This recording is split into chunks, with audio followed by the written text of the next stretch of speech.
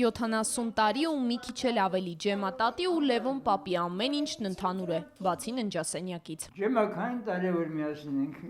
Որ միասին ենք։ Հա։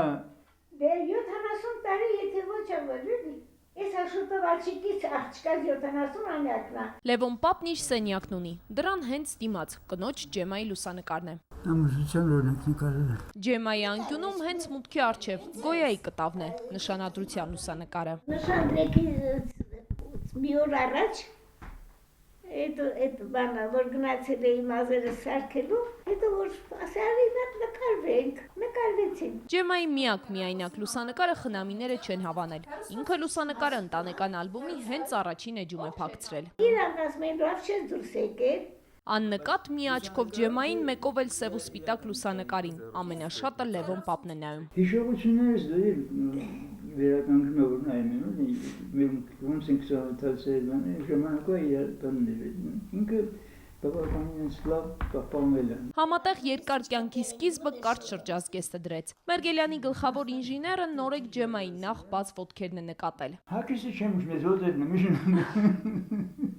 Երկրորդ համաշխարհային պատերազմի եզակի խաղաղ, բայց անձրևոտ օրերից մի օր էլ ամուսնացել են։ Հարսանիքից հետո Ջեման մեքենային չի սպասել։ Սկեսուրի տուն տրամվայով է գնացել։ Մեկը տրամվայն եկավ, ես տեսա որ դա տրամվայ գիշերը ժամի 11-ն է ինչն է։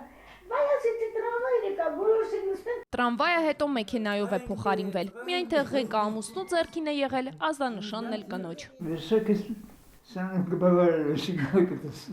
Մարտի 8-ին էլ է միշտ կողքին եղել։ Միայն թե այս տարի ծաղիկները առաջին անգամ իր փոխարեն կնոջը որդին է նվիրում։ Պապան խնդրեց որ բերեմ։ Մարտի 8-ին ինչ նվերեմ քեստել չես հիշում։ Մոռացել ես։ Չեմ կարող ասել դες բան որ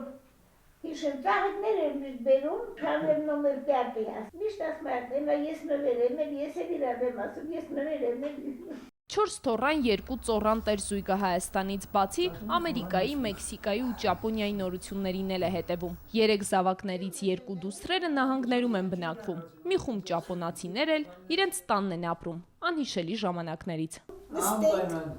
Սուրճը խմենք, ոչիններ ուտենք, գաց։ Ասում այո։ Լուսին Մկրտչյան, Էդգար Դավթյան, օրակարգ։